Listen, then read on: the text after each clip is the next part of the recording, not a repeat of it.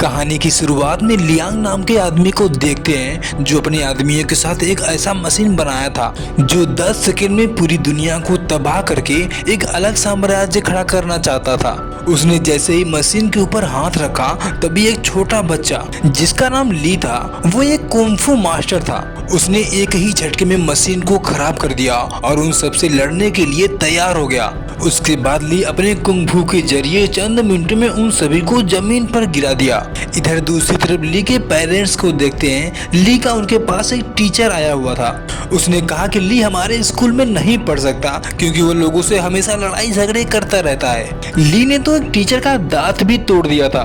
ली के इस हरकत की वजह से उसे कहीं भी एडमिशन नहीं मिल रहा था, इसलिए उसके पेरेंट्स उससे परेशान होने के बाद उसे दूसरी जगह पे भेजने का फैसला किया। जहाँ पे उसके अंकल युवान रहा करते थे, उसे दूसरे दिन भेज दिया गया। जब ली एयरपोर्ट पे पहुंचा तो इधर युवान उसे लेने के लिए जा रहा था। जब युवान रास्ते में जा रहा था तभी उसे उसकी फ्रेंड किमी दिखाई दी। युवान उसे मन ही मन पसंद करता था। जब युवान ने उसे आगे छोड़ने के लिए कहा तो किमी आकर उसके गाड़ी में बैठ गई। उसके बाद युवान ने जब गाड़ी को स्टार्ट करने की कोशिश किया तो पता चला कि गाड़ी स्टार्ट ही नहीं हुई। कुछ देर बाद किमी दूसरी गाड़ी में बैठ के वहां से चली गई। उसी एयरपोर्ट पे एक टीना नाम की लड़की सूटकेस लेकर जाती हुई दिखाई दी। तभी वहां पर एक चोर आया और सूटकेस लेकर वहां से भागने लगा। इधर युवान भी एयरपोर्ट पे पहुंचने के बाद ली को इधर उधर खोज रहा था। इधर ये चोर भागते हुए ली को धक्का देकर आगे की ओर निकल गया।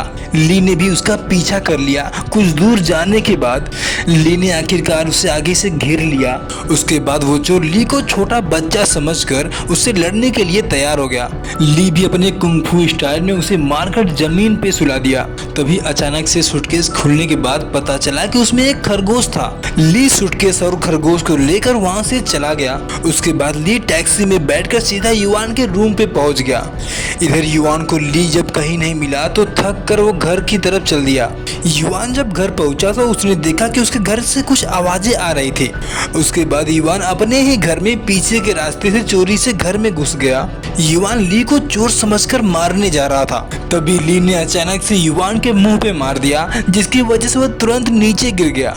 इधर टीना और उसका एक साथी जब बॉस के पास पहुंचे तो उसने कहा कि सूटकेस कहाँ पे है। तभी टीना ने बताया कि उसका सूटकेस चोरी हो गया है।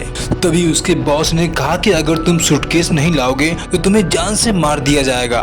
तभी उसने कहा कि तुम्हें शायद पता नहीं कि उस सूटकेस में कितना कीमती चीज है। इधर युवान जब अगली रात सोया हुआ था तो किमी का ही सपना देख रहा था। इधर किमी उसे सपने में ही आकर उसे किस करने वाली थी। तभी युवान की जब आंखें खुली तो उसने देखा कि ली ने उसे उसी खरगोश का किस करवा दिया, जिसकी वजह से युवान जोर जोर से चिल्लाने लगा। युवान भी ली से कहीं न कहीं डरता था। वो दोनों एक दूसरे के साथ खूब मस्ती कर रहे थे। अगले दिन ही युवान ली को लेकर किमी के स्कूल में चला गया। सामने से किमी आती हुई दिखाई दी तो युवान ने उसे बातें की। उसके बाद युवान ने किमी से ली का ख्याल रखने के लिए कहा। तभी इधर ली ने सामने से एक लड़की को आते हुए देख लिया जिसका नाम एन था। ली उसे देखते ही उससे बातें करने के लिए उसके पास चला गया। युवान उसे मना करता रहा लेकिन वो नहीं मानता। ये जब रास्ते में आता हुआ दिखाई दिया तो 4-5 लड़के उसका रास्ता रोक लिए। उसमें से वांग नाम का एक लड़का, उसने कहा कि यहाँ का बॉस मैं हूँ, तो जो मैं कहूँगा तुम्हें करना होगा। तभी ली ने साफ इनकार करते हुए कहा कि यहाँ का बॉस तो मैं ही रहूंगा। तभी वांग ने कहा कि अगर तुम मुझे कुंफू क्लब में हरा दोगे तो मैं तुम्हें बॉस मान लूंगा। अगले ही दिन वो दोनों क्लब में आकर लड़ने के लिए तैयार हो गए। ली काफी खतरनाक और काफी तेज था। उसने एक ही झटके में उसे जमीन पर गिरा दिया। इसके बाद ली को 4 लोग और मारने के लिए आ गए। ली उनसे भी नहीं डरा और कुछ ही मिनटों में उन्हें भी मारकर सुला दिया। इधर काओ नाम का आदमी कुछ बच्चों को जब फुटबॉल खेलने के लिए सिखा रहा था तभी उसने देखा कि योंग और किमी को एक साथ देखकर उसे काफी गुस्सा आया क्योंकि वो भी उसे पसंद करता था। उसके बाद काओ ने उन दोनों को अपने पास बुलाया। काओ ने योंग को फुटबॉल से काफी परेशान किया।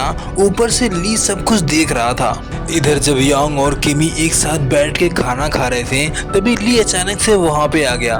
तभी ली ने कहा कि तुम दोनों शायद डेट पे हो क्या। क्योंकि ली जानता था कि योंग उसे पसंद करता है, इसलिए उन दोनों का हाथ एक दूसरे के ऊपर रख दिया। तभी काओ भी वहाँ पे मौके से आ गया और ये सब देखकर उसे काफी गुस्सा आया। काओ ने योंग को काफी भला बुरा कहने लगा, इसलिए किमी उठकर वहाँ से चली गई। योंग और ली जब रास्ते में आ रहे थे तो योंग ली पे काफी गुस्सा हो गया था, क्योंकि ली उसकी बातों को नहीं मानता था। इधर काओ जब इन लोगों को कुंग-फू सिखा रहा था तो उन लोगों को काफी परेशान करता था। ली भी काओ से काफी परेशान हो गया था तो उसे सबक सिखाने का फैसला लिया। ली ने जब काओ से लड़ने के लिए कहा तो काओ ने कहा कि तुम अभी छोटे बच्चे हो। काओ फिर भी उससे लड़ने के लिए तैयार हो गया, लेकिन उसने अपने दोनों हाथों को बांध लिया।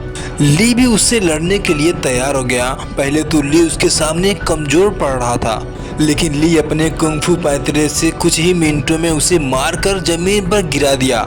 अगले दिन ली और उसकी बेस्ट फ्रेंड एन जब रास्ते में जा रहे थे, ली ने जब खरगोश को एन को दिखाया तो खरगोश एन को काफी प्यारा लगा।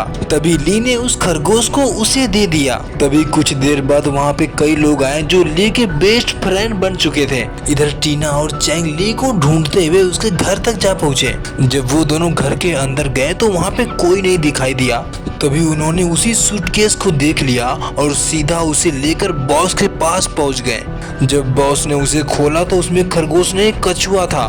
तभी बॉस ने चैंग को गुस्से में मार दिया। उसने कहा कि मुझे खरगोश चाहिए जो मेरे लिए काफी कीमती है, अगर तुम दोनों नहीं लाए तो मैं तुम्हें जान से मार दूंगा।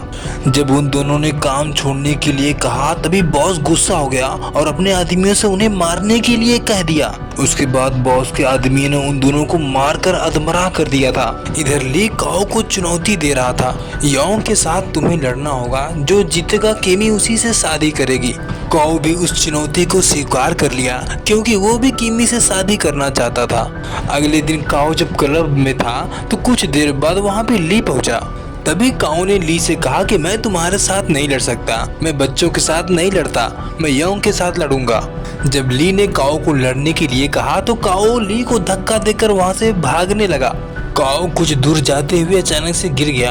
तभी ली उससे आकर मारने लगा था। ली काओ के नकली बाल को भी बाहर निकाल दिया खींच के।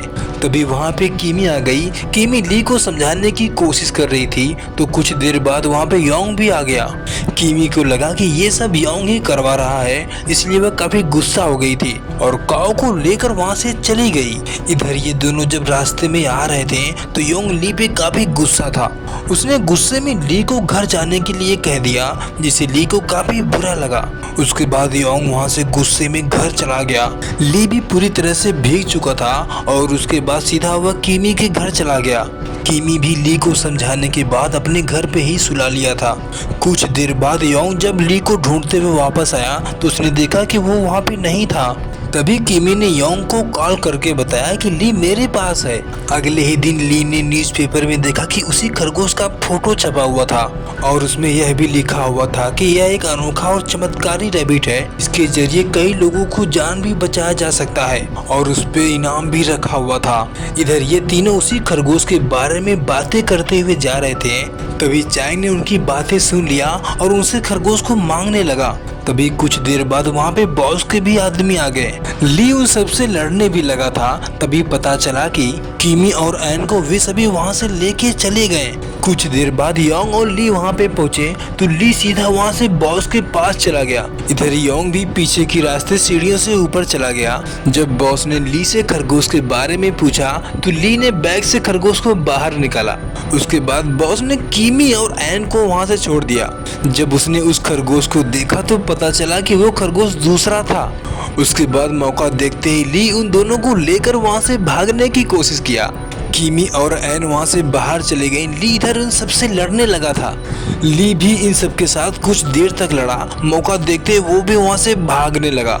कुछ दूर जाने के बाद पता चला कि बॉस के आदमी ने उन सभी को घेर लिया। उन्होंने किमी को पकड़ लिया, लेकिन ली और एन वहाँ से बाहर भाग निकले। तभी कुछ देर बाद योंग के पास भी बॉस के आदमी पहुँच गए और उन्होंने योंग को भी पकड़ लिया। उसके बाद उन दोनों से खरगोश के बारे में पूछा गया। जब उन दोनों ने कुछ नहीं नहीं बताया तो उन्होंने योंग को खूब मारा। उसके बाद उन दोनों को ले जाकर ऊपर बांध दिया गया। इधर ली एन को छोड़कर वापस उन दोनों को बचाने के लिए आ गया। ली जब अंदर आया तो उसने मौका देखकर रस्सी को खोलने की कोशिश की। तभी ली को बॉस के आदमियों ने मारने की कोशिश किया, लेकिन ली वहां से बच गया।